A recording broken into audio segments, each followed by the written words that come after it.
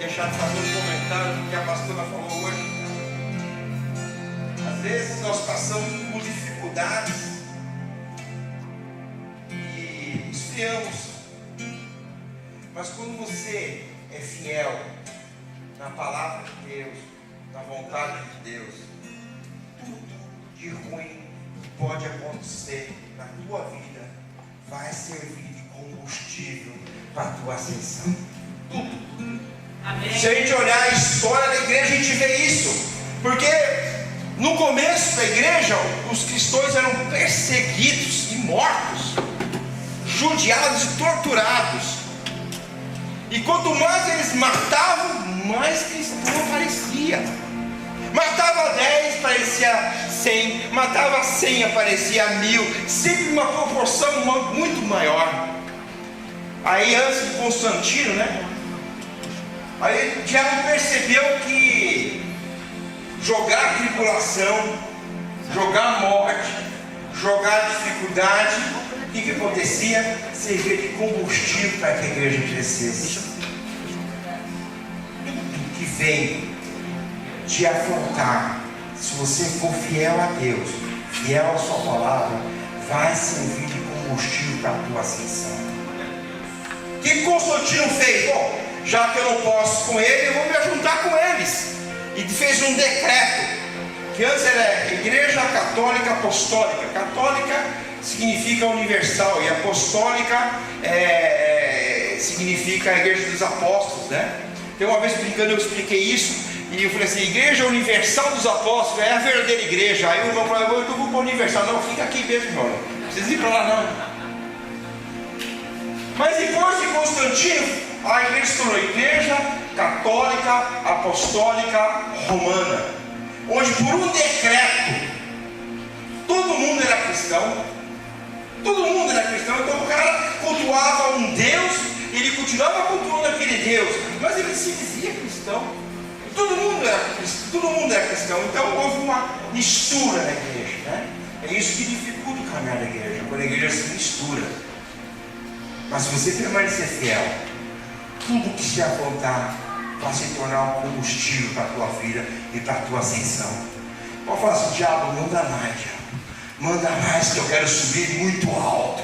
Eu quero subir muito alto. Eu quero voar. Eu quero ir para as nuvens. Manda mais, manda mais. Você vê como é que vai fugir de você. Ih, com esse aí eu não posso mexer, não, senão vai ficar muito grande. É assim que funciona. Seja fiel a Deus. Seja fiel à sua palavra. Amém?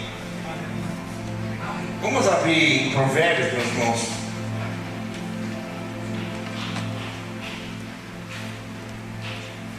Provérbios 29, 18. Aleluia, Jesus. Obrigado, Senhor. Muito obrigado, Pai. Muito obrigado pelo teu amor, Senhor. Muito obrigado, Jesus.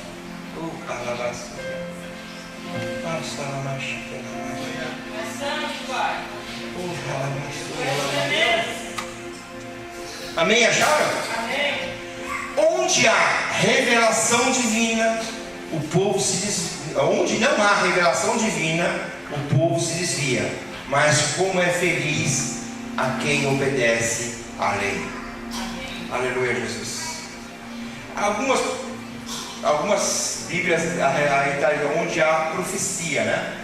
E a palavra revelação, profecia, no grego, se a gente for traduzir ao pé da letra, significa visão. Visão, revelação. A profecia também significa profecia, mas nós temos uma ideia distorcida do que é profecia, né? A gente tem ideia de profecia que assim diz o Senhor, né? Que Moisés, como é que é? Assim diz o Senhor, que Abraão, quando abriu o mar vermelho, né, o povo passou. Aí disse que levantou, assim diz o Senhor, eu errei, não foi Abraão, foi Moisés, né? Isso não é revelação. Mas onde há revelação, visão. Eu vou falar muito sobre isso, sobre visão divina. Tem muitas visões por aí, mas a que eu vou falar é uma visão de Deus, uma visão divina. E o tema dessa palavra hoje é o poder de um cristão visionário. Sabe que você tem poder na sua mão? Isso aqui é o poder. Isso é poder. Eu vou falar que isso aqui é espada. Espada é arma. Quem tem arma tem poder. Isso aqui é poder. O poder de um cristão visionário. E a fonte mais importante para o sucesso de uma pessoa é a visão. O sucesso é um produto da visão. A visão protege uma pessoa, de apenas enxergar. A pessoa que não tem visão, ela apenas enxerga. Uma nação precisa de pessoas visionárias. O que falta hoje nessa geração são pessoas visionárias. Quando você fala de um poeta, quando você fala de um pensador, de um filósofo dos nossos tempos, você vai lá nos anos 70, 60, talvez alguns nos anos 80, e para por aí. Não temos pensadores, pessoas visionistas nessa geração. Não temos. Uma nação precisa de pessoas visionárias. Por quê? A visão sempre nos leva de onde estamos para onde devemos estar.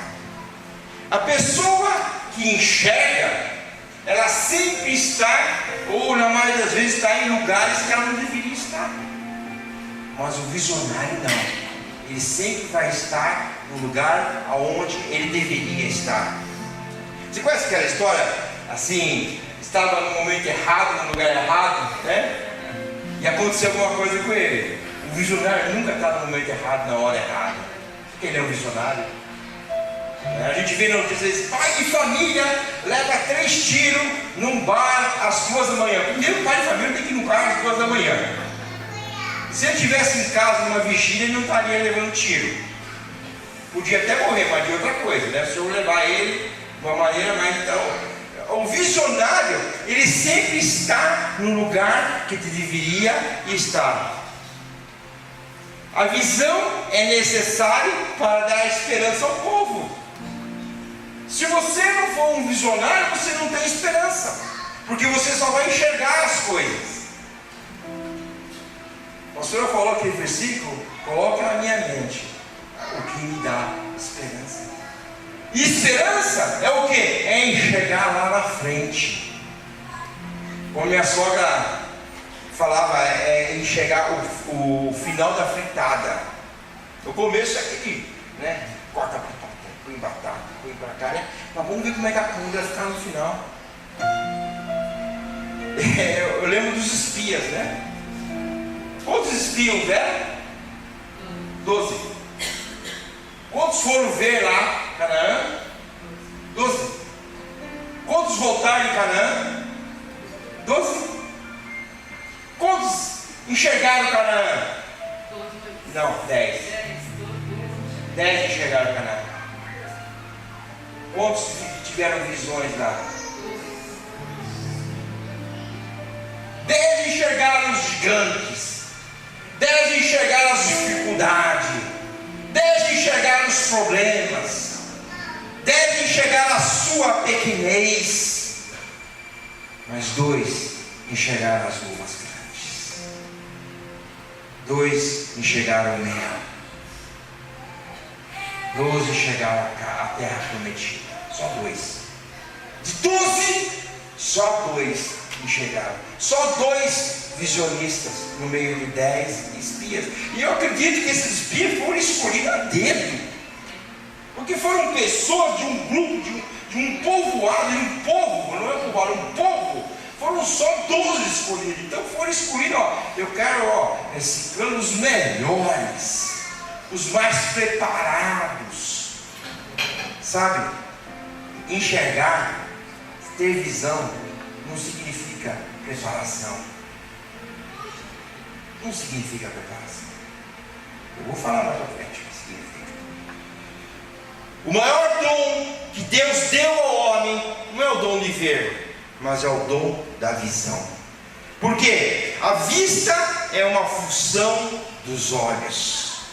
Então, com as nossas vistas, nós enxergamos o que está ao nosso alcance. A nossa visão, que nem eu aqui tenho uma visão de vocês, né? Uma vista de vocês. Alguns mais no fundo um pouquinho mais embaçado, aqui já melhora. A visão é isso, quando Deus coloca o óculos dele em você, e você pode chegar um pouco mais longe, mais nítido. Isso é visão. A vista é uma função dos olhos, mas a visão é uma função do coração. Do coração. Você não enxerga com os olhos, você enxerga com o coração. E o maior inimigo da visão é a vista. Dá vontade de furar, né? É por isso que o cego é mais sensível. O cego, ele tem um discernimento auditivo maior que o nosso.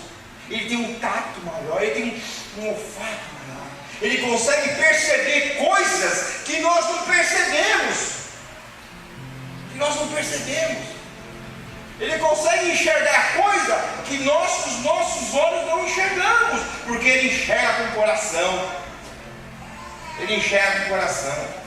E se você quer ser um cristão com poder, você não pode enxergar com seus olhos, mas tem que enxergar com o seu coração. Amém. A vista é limitada pelos olhos. A vista te limita ao presente, mas a visão te arremete ao futuro. Eu estou vendo agora aqui, mas eu posso enxergar umas 300 pessoas nesse lugar. Aleluia. Glória a Deus. Eu posso enxergar. Eu posso ter essa visão. Olhando o futuro. Eu me lembro de uma pessoa muito famosa, o Walt Disney, todo mundo conhece aqui o Walt Disney, né? Empresário. E aonde foi? Eu não fui nos parques da Disney, Orlando, então eu não fui, mas dizem que lá é uma planície só, né? Era uma planície só, muito grande. E um funcionário, eu estava vendo a biografia dele, e um funcionário que estava com ele desde o começo, desde antes do começo, diz que foi caminhando com ele naquela planície, e ele olhou para aquela planície e falou assim: eu vejo uma montanha aqui. Dizem. Impossível. Aqui é uma planície. Como é que você vai construir uma montanha? Como é que você vai colocar uma montanha aqui? E ele montou um parque. O parque cresceu. O parque se desenvolveu. O parque se tornou famoso. E ele morreu. Aí colocaram a montanha lá. E quando o segundo homem da Disney foi falar, que na altura se tornou o primeiro homem, chegou e falou: é uma pena que o senhor Disney não viu essa montanha, porque hoje ela existe. E passou a palavra para a esposa dele, e a esposa dele falou assim: olha, eu quero discordar de você. Ele viu essa montanha, ele viu antes de morrer. Ela não estava lá, mas na imaginação dele ela estava. Ele chegou a ver detalhes assim, porque ele era um visionário. Ele não era um homem, ele era um visionário. Todo visionário tem poder, porque enxerga mais longe que os outros. Aleluia. A visão te arremete ao futuro. A vista te mostra o que é, e a visão te mostra o que poderia ser. Sabe, é interessante, a gente tem que, um dos problemas nossos, que a gente nunca nos arremetemos ao futuro. Eu tenho um costume, já ensinei esse costume. Eu, por exemplo, quando eu preparo uma pregação, eu me imagino pregando. Não vou na frente do espelho, tá? Mas eu me imagino. Aqui e aqui, eu faço uma frase e eu me imagino como que eu vou pregar aquela frase. Como que eu devo pregar? Eu transporto o dia de hoje. Eu transporto lá para frente. Como que eu vou fazer isso? Sabe? Isso é uma preparação, enxergar o futuro. Eu não espero chegar o momento para ver o que acontece. Eu já me preparo antes. Eu chego e falo, Jesus, como é que eu vou falar isso na igreja? Se é uma palavra muito dura, esse então eu penso muito, eu olho muito para o futuro. Como que eu vou falar isso para a igreja? Como que eu vou falar isso? Para que essa palavra não gere morte, mas gere vida. Para que essa palavra não gere problemas, mas gere edificação. Para que o povo entenda a palavra. Que não é importante você lembrar quem pregou, mas é importante você lembrar a palavra. Em Águas do Lindóia tem uma igreja batista lá que vira a gente ia pregar lá. Desde que ela era uma garagem, eu já tenho prédio top, tudo. E um tempo atrás eu fui pregar lá. E eu pregava lá em torno de mais ou menos quase uns 15, quase 20 anos que eu prego lá. E eu conversando com o irmão na portaria, e ele falando para mim uma palavra, pastor, eu me lembro quando você veio aqui há 17 anos atrás e pregou sobre isso. Nem eu lembrava mais. E pregou sobre isso. Isso. Então, você se transporta para o futuro para você poder passar algo, para que as pessoas gravem, para que as pessoas aprendam, para que as pessoas sejam edificadas. Isso chama-se visão. Chama-se visão. Deus é um Deus de visão. Deus já tinha visto essa igreja. Lá na fundação do mundo, Deus já tinha olhado para nós. Deus sabia que eu estaria aqui. Deus já tinha tido essa visão. Se Deus não fosse um Deus visionário, nem Jesus tinha vindo, porque a Bíblia diz que antes da fundação do mundo, Jesus já estava preparado para vir. Deus é um Deus de visão. O teu Deus, o meu Deus, é um Deus de visão. É um Deus que tem olhos, é um Deus de visão. Um cristão visionário é um motivador de pessoas. Motivador. Apenas as pessoas não seguem líderes, mas seguem visões. As pessoas não seguem pessoas, elas seguem visões, por bem ou por mal. Se você quer ser líder e não tem visão, você não vai conseguir arrumar pessoas para te seguir. Então, as pessoas não seguem líderes, elas seguem visões.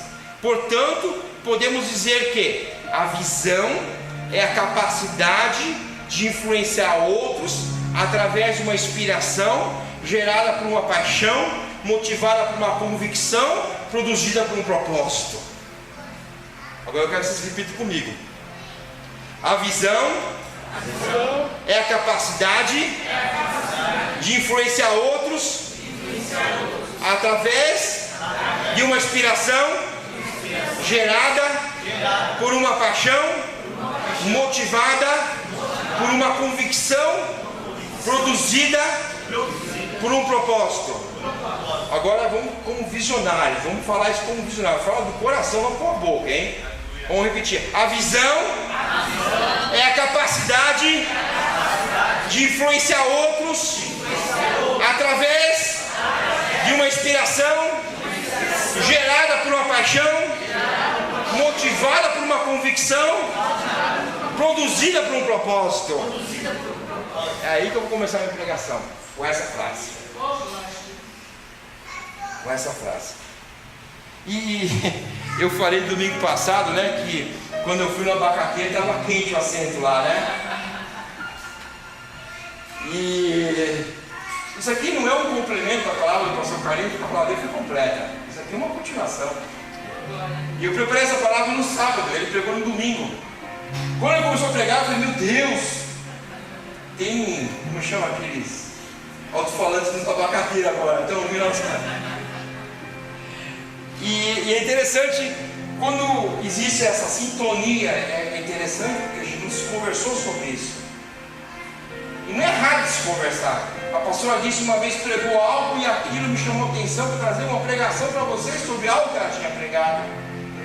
me inspirou o que ela me pregou a fazer. Não é errado, mas existe uma sintonia quando Deus quer falar algo para a igreja. Então eu peço que vocês abram os seus ouvidos no dia de hoje. Amém. Abre o ouvido do coração. Deus tem algo profundo para nós. Deus quer que nós mudamos de ciclo. Vocês lembram da pregação do ciclo? Eu creio, olhando com o meu coração, que Deus quer mudar essa igreja de ciclo. Entendeu? Então, eu gostaria que vocês abrissem seus olhos do seu coração para poder entender o que vai ser ministrado hoje, para poder ligar o que o pastor Carlinhos ministrou no domingo passado, sabe? Porque é algo para a minha vida, algo para a tua vida e algo para esse ministério. Aleluia! E eu vou começar falando sobre o propósito. Vou falar alguma coisa porque ele pegou muito sobre o propósito aqui. E o propósito, vou começar de trás para frente da frase. O que é um propósito? É um senso de destino. Por exemplo, meu propósito é ir para Santo André. Então qual é o meu destino? Santo André. Aí você vai na igreja, para onde você vai? Não sei. Eu vou chegar em lugar nenhum. Se você não tiver um propósito, você não chega para lugar nenhum. E nosso Deus é um Deus de propósito. Sabe por quê, meu irmão? O propósito, o pastor Carlinhos pregou e falou assim, que o propósito veio antes do nosso nascimento. Que nós nascemos para resolver um problema. Uma vez eu falei isso para o irmão falou assim, Deus, tá bom, pastor, mas Deus podia pôr todos os problemas para mim resolver, divide com os irmãos. Divide um pouco com os irmãos, põe todos para mim resolver. Então nós nascemos para resolver um problema. Você está aqui para resolver um problema para Deus. É interessante que uma vez o irmão chegou para mim e falou assim, pastor, me disseram que eu fui o espermatozoide mais inteligente e mais rápido dos outros. Você imagina como é que eram meus irmãos, ele falou, né? Se Deus de milhões, de bilhões de espermatozoides escolheu você, porque Ele tinha algo específico para você, meu irmão. Quando você caminha sem propósito, você vira um animal. Come, trabalha, dorme, acorda, come, trabalha, dorme, acorda, não sabe para onde vai, onde está e como está. Você não sabe. O propósito é importante, nós temos propósitos na vida. Alvos a serem atingidos, caminhos a serem seguidos. Meu caminho, meu propósito é aquele. Eu contei como foi, como Deus me ordenou espiritualmente primeiro para o ministério. E quando eu tive essa revelação que era a ordenação ministerial, eu olhei para mim e falei, eu não tenho condições. Eu não sei falar em público, assim, eu sei falar em por um, eu não sei. Não tenho capacidade de falar em público, eu não conheço a Bíblia, eu achava que Atos era um dos apóstolos naquela época. Eu comecei a ler de Atos e falei assim, não vou falar para ninguém, não vou perguntar, mas eu vou saber quem é esse tal de Atos, que eu já li 15 capítulos e não achei esse tal de Atos. Ele ia aparecer no final do livro. Eu achava que Atos era um apóstolo. Então, sabe, Deus me deu um propósito para ministrar na igreja. E eu, independente da circunstância, eu acreditei nesse propósito. E caminhei, estou caminhando em direção a Ele. Então, o propósito é importante. Deus te fez e Ele te faz todas as coisas, não porque Ele acha bonitinho. Eu vou criar peixes na terra. Ele criou peixes para resolver um problema. Vou pôr oxigênio na terra porque eu gosto de oxigênio. Não, Ele pôs oxigênio para resolver um problema. Vou criar as plantas, as árvores, porque eu gosto de plantas e árvores. Ele criou as plantas e árvores para resolver um problema. Eu vou criar a atmosfera, os planetas, porque eu gosto de ver estrelas. Não, Ele criou as estrelas e os planetas para resolver um problema. Ele criou você para resolver um problema também. Você não está aqui à toa. Porque senão, quando o pastor te batizava, eu falava assim, morre na fé, meu irmão, morre na fé. E já arrebatava você no batismo. Se você está aqui hoje, Deus tem um propósito na tua vida, para você.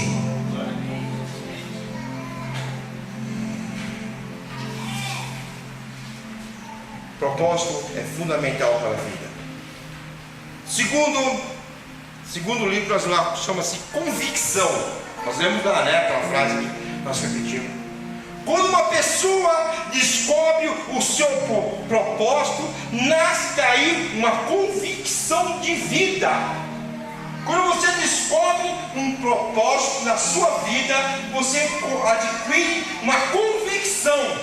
Você sabe para onde você vai. Você sabe aonde você tem que chegar. Isso chama-se convicção. Você crê que é importante para o mundo. Você crê que pode fazer diferença nessa geração. Uma pessoa que da Bíblia que tinha muita convicção chama-se Paulo. E ele, em Romanos 1,14, ele falou um negócio interessante aqui. Na minha versão diz assim: sou devedor tanto a gregos como a bárbaros, tanto a sábios como a ignorantes. Romanos 1,14. Sou devedor, sou devedor, sou devedor.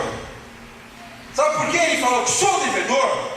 Porque ele tinha uma convicção e um propósito no seu coração. Ele tinha uma convicção que Deus deu uma direção para ele, que Deus deu um ministério para ele, e ele era devedor de Cristo. Não porque Deus vai fazer algo, mas porque Deus já tinha feito por ele. Ele salva a vida dele, transformar. E ele se tornou um eterno devedor. E a Bíblia diz que quando você deve a alguém, você é escravo daquela pessoa. E Paulo se sentia escravo de Deus. Quando a pessoa é devedora, né? Não sei se a minha já foi devedor no banco, né? Quanto mais você deposita, você continua devedor, não é assim? O juros sempre é maior do que o teu depósito, né? É um negócio incrível. Quando você é devedor, você nunca consegue quitar quando você é devedor, né? É assim, esse é o sentimento de Paulo. Diferente muitas vezes de muitas igrejas de hoje, que acham que Deus é devedor nosso. Deus tem que sempre dar. Se ele deu um carro 2014, ele tem que dar uns 16, 18, você não serve. Deus, por mais que ele faça para você, ele está sempre devendo. A pastora falou de dois servos de Deus, Jeremias e Abacuque, que já sentia-se satisfeito, devedor e obrigado entre aspas, não no sentido que nós entendemos, mas obrigado por amor a servir a Deus, independente de Deus fazer ou não fazer. Abacuque falou assim: Senhor, se não acontecer nada mais, se eu não tiver sustento, se eu não tiver suprimento, obrigado por que o Senhor já fez na minha vida, obrigado por ter se apresentado a mim, obrigado por eu ter te conhecido, obrigado, Senhor. Não precisa fazer mais nada. Deus não é o nosso devedor, nós somos devedores de Deus. Paulo tinha a convicção do seu propósito. E qual era o propósito de Paulo? Lá em Romanos 1,15 fala, no versículo seguinte: por isso estou disposto a pregar o Evangelho também a vocês que estão em Roma. Eu estou aqui hoje pregando porque eu sou devedor de Cristo. Eu estou aqui hoje pregando porque eu devo isso a Cristo. Ele tinha convicção do seu chamado, da importância do seu chamado. E a convicção nos motiva. Se você não tem convicção de algo, né, você não consegue motivar as pessoas. Você não consegue se motivar. Será que? Meu Deus do céu, será que é verdade, né? Se eu morrer com Jesus, eu vou reencarnar. Meu Deus do céu. Isso é verdade mesmo? Será que Deus existe mesmo? Será que é coisa de crente? Meu Deus do céu. Você vai para onde assim? Eu sei que o meu Redentor vive. Aleluia. Eu sei. Independente do que pode acontecer. Tinha um pastor muito conhecido nosso lá, um homem de Deus, ele lá de São Caetano, e ele falou o seguinte: ele estava com problema, a esposa dele estava muito ruim, enferma, muito enferma. Ele já era um homem de idade, e ele pregou uma vez e uma coisa me chamou a atenção, que ele falou assim: eu creio em cura divina, mesmo que eu não seja curado, eu continuo crendo em cura divina. Mesmo que as coisas não aconteçam acontece como eu quero, eu continuo crendo no meu Deus, eu continuo crendo. E sabe o que aconteceu? A esposa dele foi curada. Ele morreu, mas a pessoa foi curada. Ele acabou, morreu, mas a esposa dele foi curada. Por isso que eu não morei dessa maneira. Né? Deixar viúvo para outro, né? De repente outro vem aqui e prega até melhor que eu, né?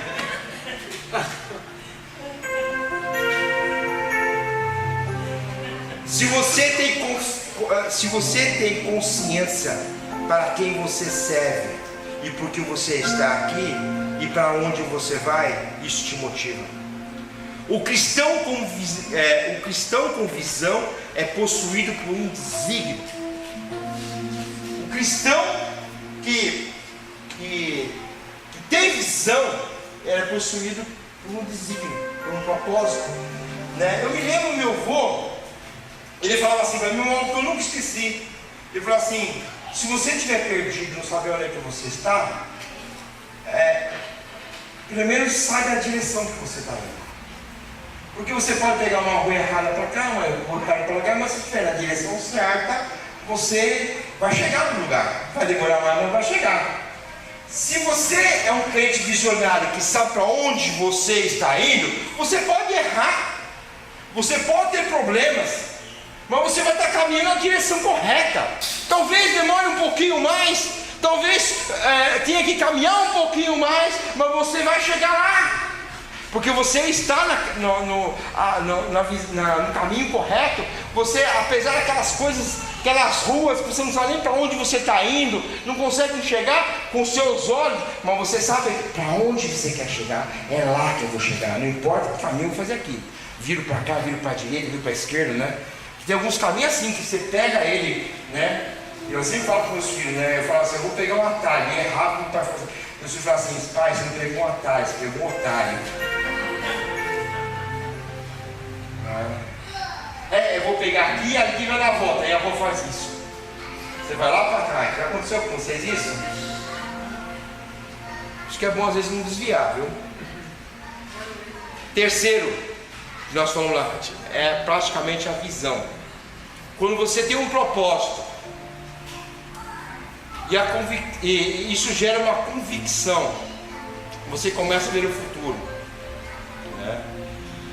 E você começa a enxergar as coisas independente dos seus olhos.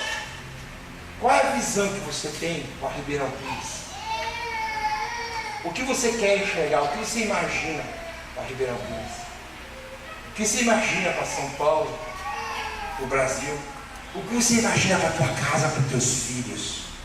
Qual é a visão que você tem? Pastor, eu estou vendo na Itália, não é muito bom não. Você está vendo com os olhos, mas enxerga no coração. Enxerga no coração. E o teu ministério? E tua vida profissional? Lembra do Disney? Ele nunca enxergou com os olhos. Ele olhava aquela planície, e naquela planície ele viu uma montanha. Gente, alguém aqui já construiu uma montanha? Difícil, né? Morrinho a gente já trabalha, uma montanha, isso há mais de 60 anos atrás, mais ou menos, 70, 60 anos atrás, ele enxergou aquela montanha na cabeça. Ele não pensou nas dificuldades, ele não pensou no dinheiro que ia gastar, ele não pensou no trabalho que ia te entrar, ele viu a montanha naquele lugar, naquela planície, né?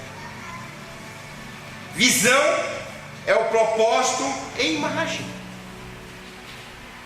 Se você não tiver o propósito na sua mente, como imagem, você não vai conseguir chegar até ele. Quero comprar uma casa. Ela tem que ter o quarto assim. Eu quero uma sacada assim, estou imaginando. Quero uma garagem desse jeito, tem que ter uma piscina, tem que ter isso, tá? Você tem que imaginar o seu propósito. O seu propósito tem que virar imagem, porque senão ele fica no papel. Tem que ficar imagem. E engraçado que as pessoas não sabem pedir para Deus, Uma vez uma irmã veio orar comigo, e eu falei assim para ela, assim, eu gosto de perguntar, né? Assim, eu perguntei assim, o que a irmã deseja? Ah, que Deus faça qualquer coisa na minha vida. E eu orei e falei, Deus, faz qualquer coisa para ela, tá bom? Orei desse jeito mesmo. Abençoei, mandei embora. O que eu vou orar para quê? Se nem ela sabe o que ela quer. Ou então você vai pedir, o que você quer? Ai, olha, saúde, casa, marido, filho, cachorro, gato, televisão quebrou. Jesus. Hora específica. Coloca na sua mente, foca, imagina, vê, enxerga com o coração. Aquilo vai virar realidade. Quando vira a realidade dentro de você, vira a realidade materialmente também. O mundo espiritual, ele caminha em paralelo ao mundo natural. E as coisas que acontecem no mundo espiritual influenciam as coisas do mundo natural. E as coisas que acontecem no mundo natural influenciam no mundo espiritual. Então, se você vai buscar algo lá no espiritual, algo lá de Deus, você imagina aquilo aqui na terra, e aquilo vai se tornar realidade. Vai se tornar realidade, querido. Qual é a visão de Jesus? Nossa, tem até biscoitinho aqui embaixo. Se der fome, faltou geleia e manteiga.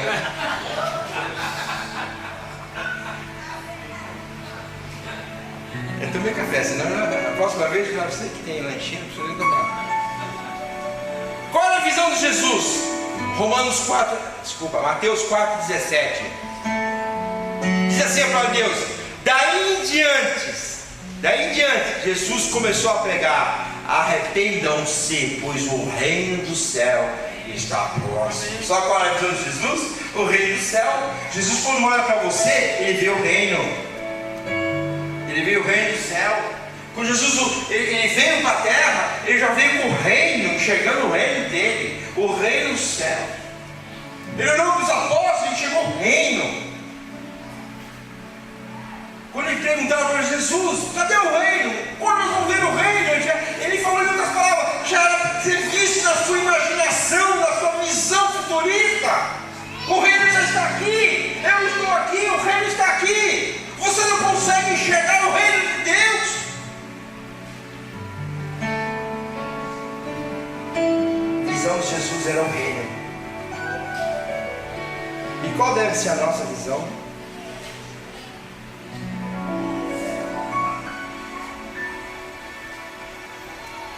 Às vezes a gente, meu marido não vem para a igreja não, de jeito nenhum. Minha vizinha, ela é kardecista convicta, é testemunho de Jeová, é não sei o que lá, é ateu, é isso, aquilo, ela é convicta.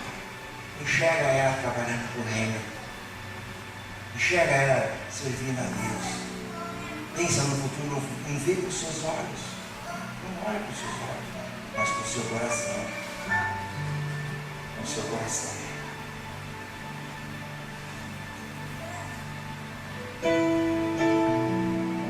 Quarto, paixão. Nós falamos, a pastora falou isso hoje. Toda pessoa visionária é apaixonada. Não é gostoso ser apaixonado? Não é? Tem muita música, tem uma música apaixonado. Tem muita música que fala de paixão, né? E música de paixão é música que, mesmo circular, música que toca o coração da gente, né? Porque nós somos criados para ser apaixonados. O nosso DNA tem um DNA lá de paixão. Nós nascemos, fomos criados, nascemos para ser apaixonados. E o que é paixão?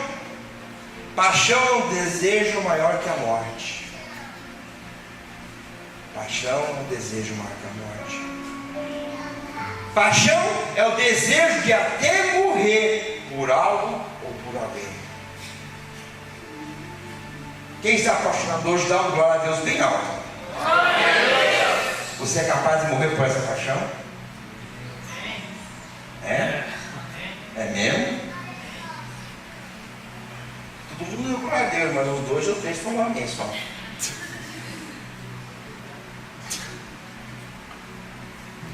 ou 3. Paixão é um desejo maior que a morte. Eu sou apaixonado por Jesus, sou apaixonado por Deus, mas de repente, se você infringir a palavra de Deus, a vontade de Deus, você vai agradar ao teu chefe, que vai te dar um emprego maior, um emprego melhor. Você vai conquistar uma namorada fora da igreja, você vai ter um relacionamento melhor no seu clube, você vai, e você faz o quê?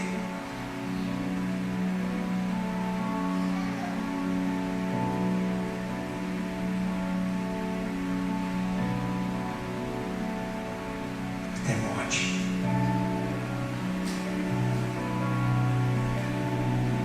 Os cristãos, eles eram apaixonados por Jesus da África, da igreja primitiva.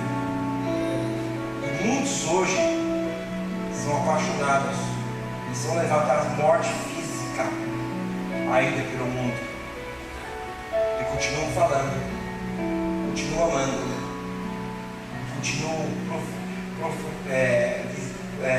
pregando a palavra de Deus. Muitos ainda.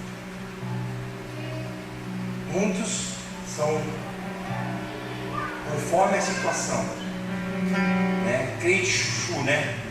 Pega o gosto que vier junto. Chuchu não tem gosto de nada, né? Mas com pimenta, você sente tipo gosto de pimenta. Se for um bacalhau, você sente gosto de bacalhau. Se for batata, você sente gosto de batata. Então o crente chuchu é aquele crente que pega o gosto que estiver perto dele. Nós temos que fazer a diferença.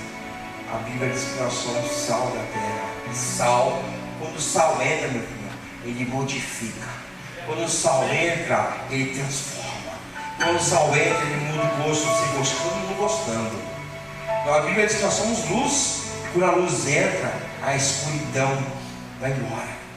Faz diferença. O sal e a luz faz diferença. O chuchu não faz diferença. O chuchu não faz diferença. Ninguém come chuchu. Come chuchu com alguma coisa. Porque o chuchu não tem gosto de nada. Chuchu com batata, chuchu com carne, chuchu com ovo, chuchu, né? Sempre chuchu com alguma coisa.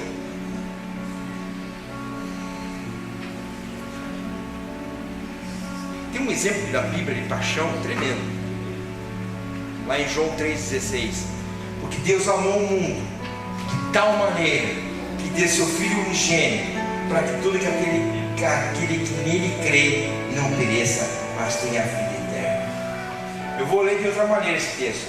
Porque Deus, apaixonado pelo mundo, apaixonado por nós, e de tal maneira que deu seu único filho, né, o seu unigênito, para que todo aquele que nele crê não pereça, mas tenha a vida eterna. Jesus foi um exemplo de paixão. Ele deu a sua própria vida por nós. A paixão dele era tão grande que era maior que a vida dele. E se nós olharmos na história de pessoas, né, não é só na história do Evangelho, nós vamos ver muitas pessoas que deram a vida por suas paixões. Mandela deu a vida pela sua paixão. Qual o outro que deu a vida pela sua paixão?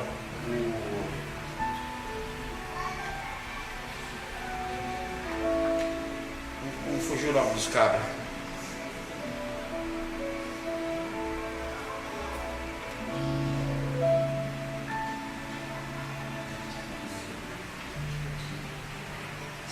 E o que falta hoje na igreja, nas igrejas, é a paixão.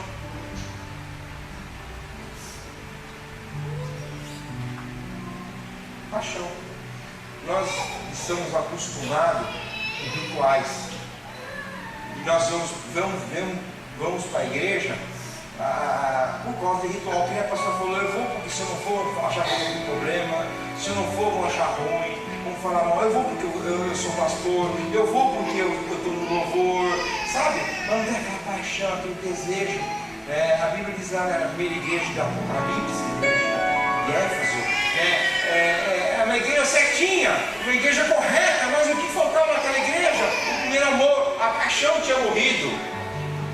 A paixão tinha morrido, as pessoas tinham perdido a paixão. né? Lá em Marcos 8,36, porque qualquer que quiser salvar a sua vida e perdê-la, mas qualquer que perdê-la, mas qualquer que perdê-la, a sua vida, por amor de mim e do Evangelho, essa salvará. Então, se você quer salvar a sua vida, se você não é apaixonado, você vai perder a sua vida. Agora, se você for apaixonado por amor a Jesus, por amor à sua palavra, você salvará a sua vida. Só apaixonado. Quando eu li a primeira vez a primeira carta das igrejas, eu falei, meu, só isso que ele perdeu. Uma igreja boa, dizimava, obedecia a palavra, uma igreja que ia na igreja, uma igreja que se reunia, uma igreja que servia as pessoas, tinha tudo de bom. Só o primeiro amor. O que é o primeiro amor? É o fundamental, é a paixão que Cristo quer. Cristo não quer que você goste dele, Cristo quer que você seja apaixonado por ele. A ponto de abrir mão das suas coisas, a ponto de você achar que você inicialmente vai perder algo. O quinto item lá é inspiração. Então vamos recordar: o propósito produz convicção, a convicção produz visão, e a visão vai produzir paixão. A regra é essa: propósito produz convicção. Se você não tem propósito, não tem convicção, a sua convicção vai produzir uma visão, e a sua visão vai produzir paixão. E a paixão vai produzir inspiração. Todo escritor tem algo que ele escritor, pintor, que ele inspira ele, algo que conduz ele, chama a atenção dele, né? Tem até aquelas pessoas que fulano é musa disso, muso daquilo e assim por diante, né? A Bíblia foi inspirada por Deus, porque Deus tinha um propósito, que esse propósito gerou uma convicção no coração dele, que essa convicção gerou a visão que é a igreja, e que essa visão gerou uma paixão, e essa paixão veio através de nós, inspirada pela palavra de Deus. Tinha um propósito de salvar o mundo, e desse propósito gerou uma convicção, e essa convicção virou imagem que é a igreja, e essa igreja gerou uma paixão de Deus por nós. E essa paixão gerou em Deus a inspiração dele, que é a palavra de Deus. A palavra de Deus é inspirada por Deus. E quando você é um apaixonado, você inspira as pessoas. Você inspira as pessoas. Sou uma pessoa convicta, apaixonada, para inspirar alguém. O inimigo da inspiração é a manipulação. Se eu não transmito inspiração, eu tenho que manipular para que as pessoas me sigam, eu tenho que manipular para que as pessoas consigam as coisas. Então o inimigo da inspiração é a manipulação. Mas o líder, o homem, o cristão, a pessoa inspirada, apaixonada, e gera inspiração às pessoas. Sabe, eu nunca vi Jesus oferecer salário para os apóstolos. Jesus não ofereceu nenhuma condição para os apóstolos. Ele só falou o seguinte: larga o que você está fazendo e me siga. O filho do homem não tem onde reclinar a cabeça. Eu não estou prometendo templos de glória para vocês. Eu estou prometendo tempos de inspirações. Os apóstolos seguiram Jesus porque a paixão, a visão de Jesus inspirou eles. Eles largaram tudo. Eu não sou contra, sabe? Eu tenho dificuldade. Vocês podem até concordar comigo, porque eu não estou falando que é errado, que é certo. É uma dificuldade que eu tenho, talvez, uma limitação. Eu tenho muita dificuldade. O cara que tem que pedir 40 pau para pregar, para cantar, 50 pau para cantar. Eu tenho muita dificuldade com isso. Eu tenho muita dificuldade. Posso estar errado, eu não estou criticando, tá, gente? Não estou falando mal de ninguém, nem estou pensando em alguém. Mas eu fico com muita dificuldade alguém pedir 45 voltas para trazer a palavra de Deus. Se você não tem fé para viver do ministério, arruma um emprego circular, Deus vai te abençoar. Deus, eu não tenho essa capacidade, eu quero ganhar dinheiro.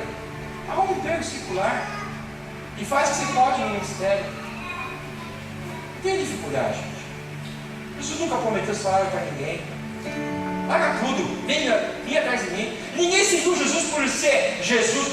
A paixão de Jesus pelo reino de Deus, a visão que Jesus mostrava, inspirava as pessoas. É engraçado, eu estou vendo, né? Se eu fosse Jesus e estivesse pregando o primeiro sermão que ele pregou, o pastor Alice nunca mais me chamava para pregar, porque ele pregou e todo mundo foi embora. O pastor Lucas vai acabar com a minha igreja. E o que ele fez quando o pessoal foi embora? Chorou, murmurou, correu atrás dos irmãos, dos membros? Não! Ele chegou para os apóstolos e falou: vocês não querem ir embora também? Aí Pedro virou para Jesus e falou assim: para onde nós iremos? Que só o Senhor tem palavra e vida.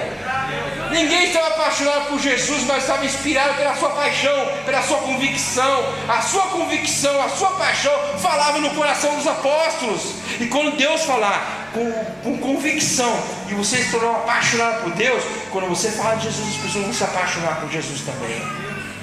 Vão se apaixonar. Falta para a igreja convicção e paixão. Paixão pela visão. Visão de Deus, paixão pelo reino de Deus, enxergar o que é o reino de Deus. Sabe por que nós não somos apaixonados muitas vezes?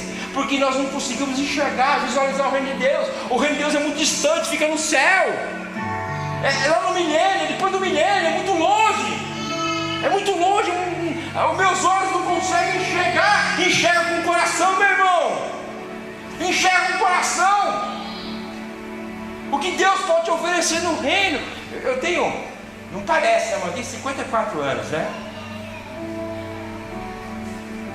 20 anos mais, talvez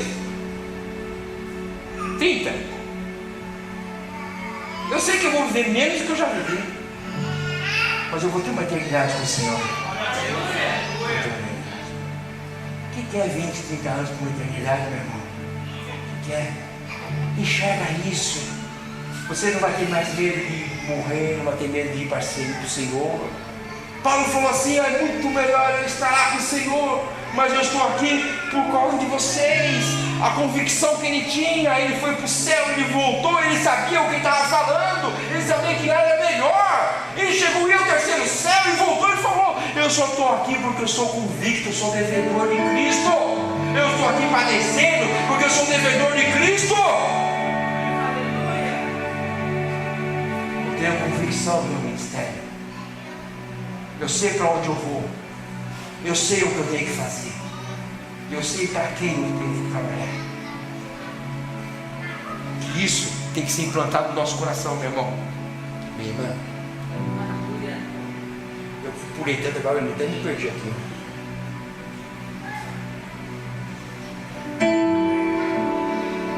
A tua paixão inspira pessoas?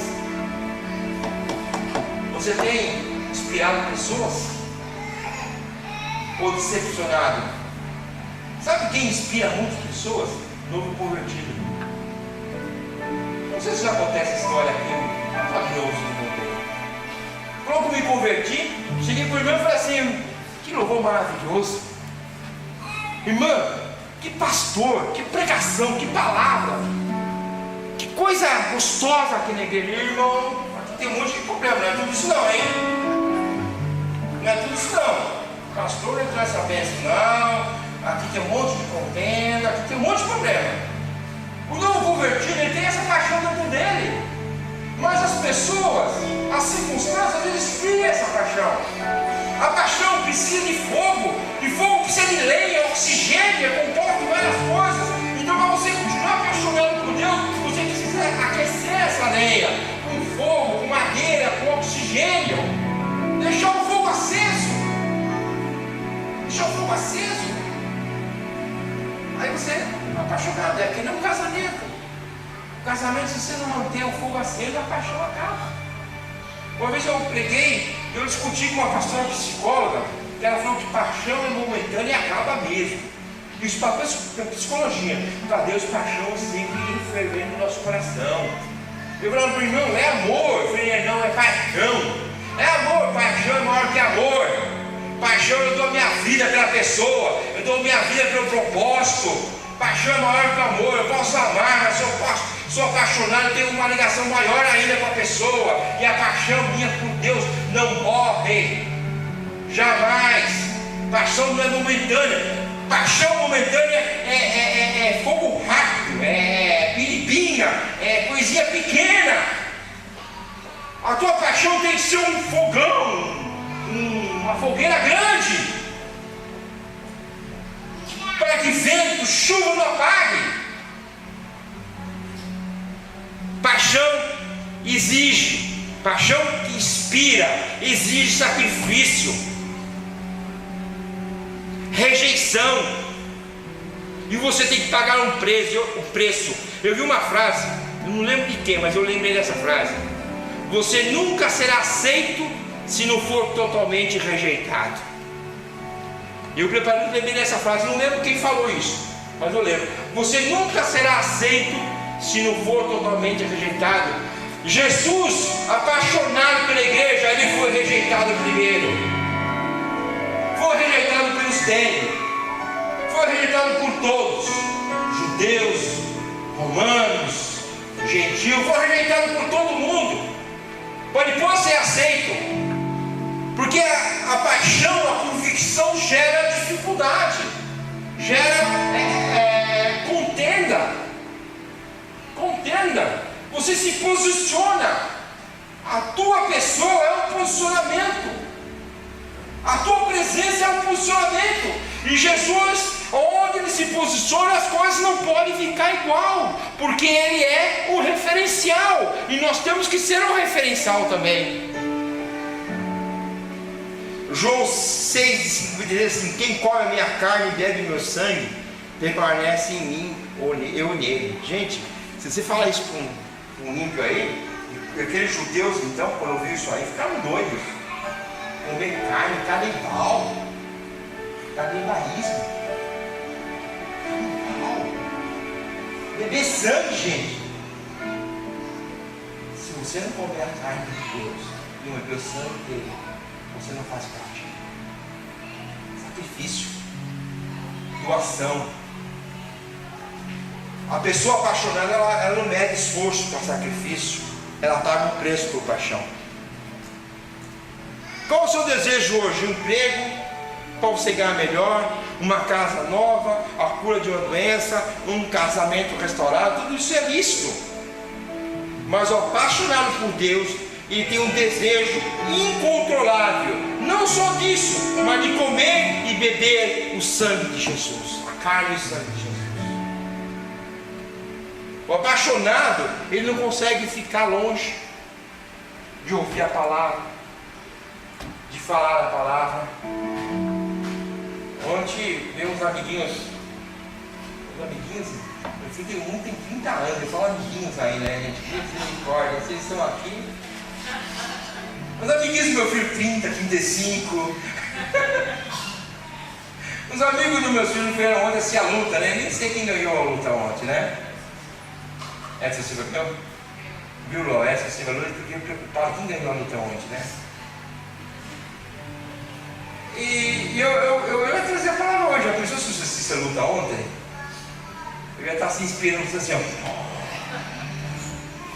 Né? E eu entrei lá só para conversar, dar um oi para eles, né? Mas foi de 1h30. Porque procurando a palavra de Deus, eu não podia perder a oportunidade. Tinha um rapaz lá que eu gosto muito dele. Ele é um líder, mas ele tem uma visão um pouco distorcida de Deus, de Jesus, sabe? É crente, mas tem uma visão distorcida. E a gente estava falando sobre isso, sobre Jesus, sobre o cristianismo.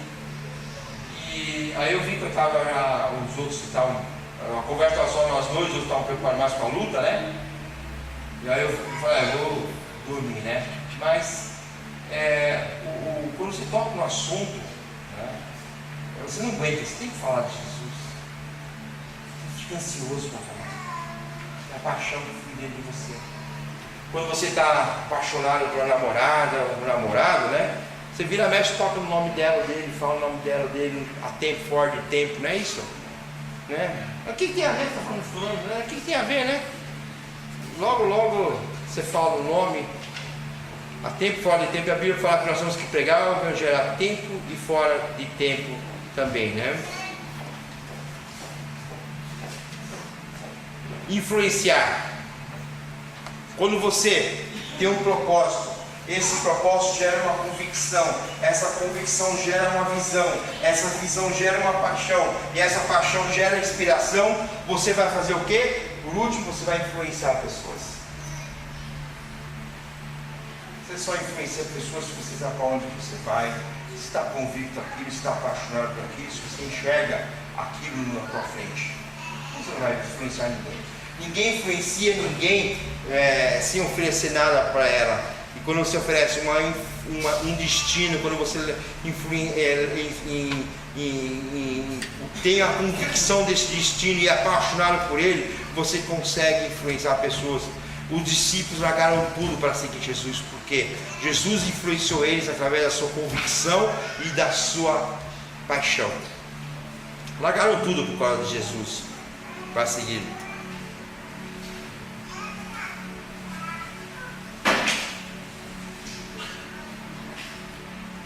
Deus me colocou no mundo porque Ele tinha um propósito.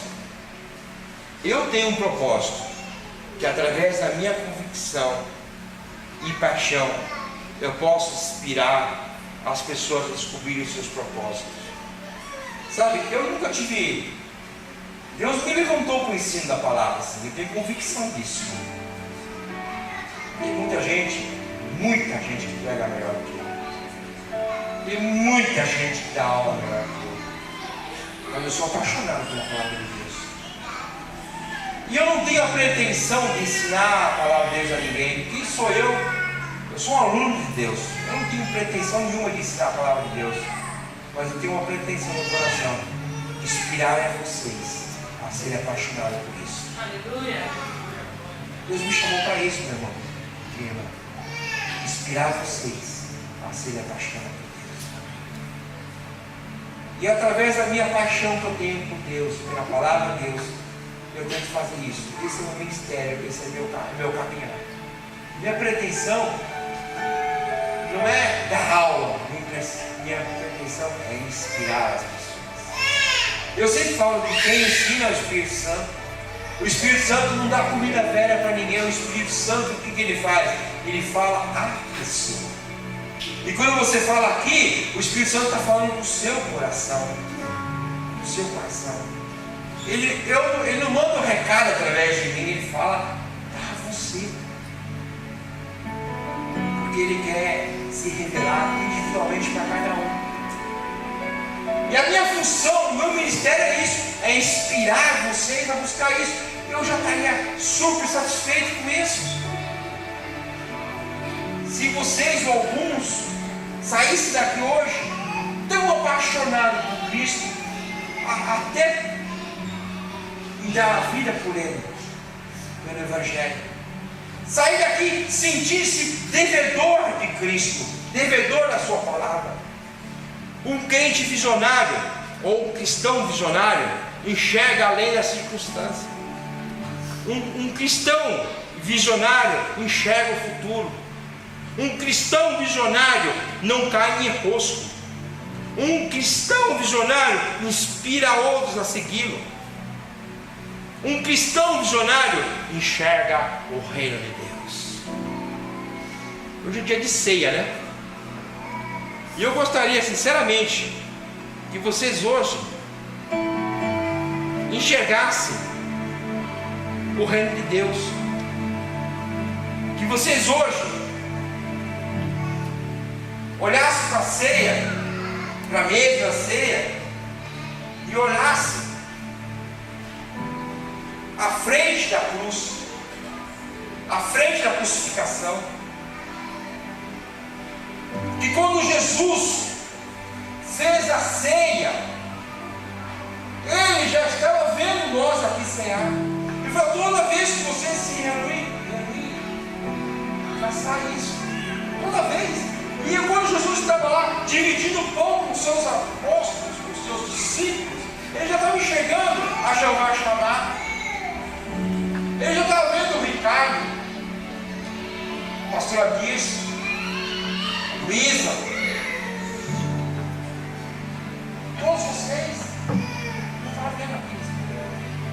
Jesus já conseguiu enxergar porque ele era um homem de visão. Então,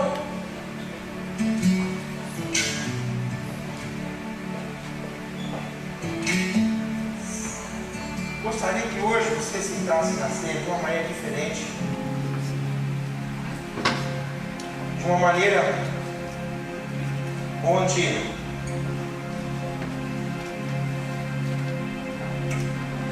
Senhor,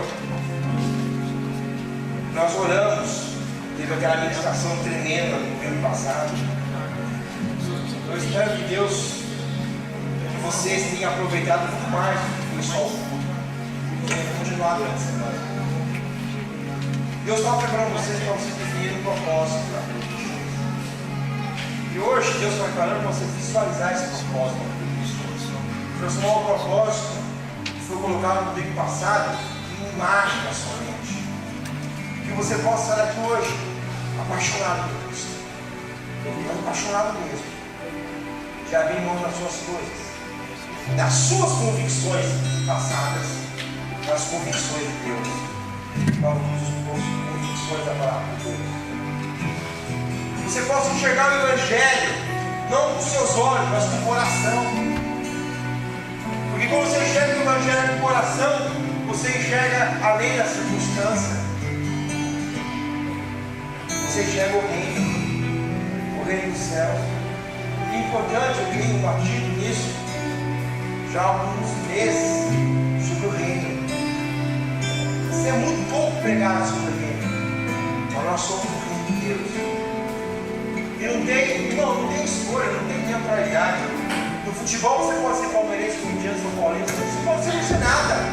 Na vida espiritual, ou você é do reino de Deus, ou do reino de Satanás. Não tem outro lugar para você E nós somos do reino de Deus. Nós participamos da ceia porque nós somos do reino dele. Por isso nós participamos da ceia. Uma das condições de participar da ceia é nós sermos do reino de Deus. Então a Bíblia fala da ceia um momento de reflexão. Então você tem agora, talvez cante uma música, né? E você tem um momento de reflexão para que você possa imaginar você servindo a Deus de maneira diferente. Eu olhei e vi uma visão de 300 pessoas. Mas essas pessoas só poderão vir aqui se você for apaixonado por Jesus, se você tiver convicção disso. Isso é importante para você e para Deus. Não é o fato de encher a igreja, mas é o fato de compartilhar, de influenciar, porque nós somos chamados para compartilhar e influenciar. Não somos um clube. O cristianismo não é um clube. Você não paga para entrar. Jesus não pagou um alto preço. Nós somos devedores dele. E sabe quanto você vai quitar Jesus? Nunca. Nunca você vai quitar. Vamos ser eternamente devedores de Cristo. Com Cristo no coração. E vamos influenciar as pessoas. Eu queria que você refletisse agora, alguns momentos, quando toca um louvor,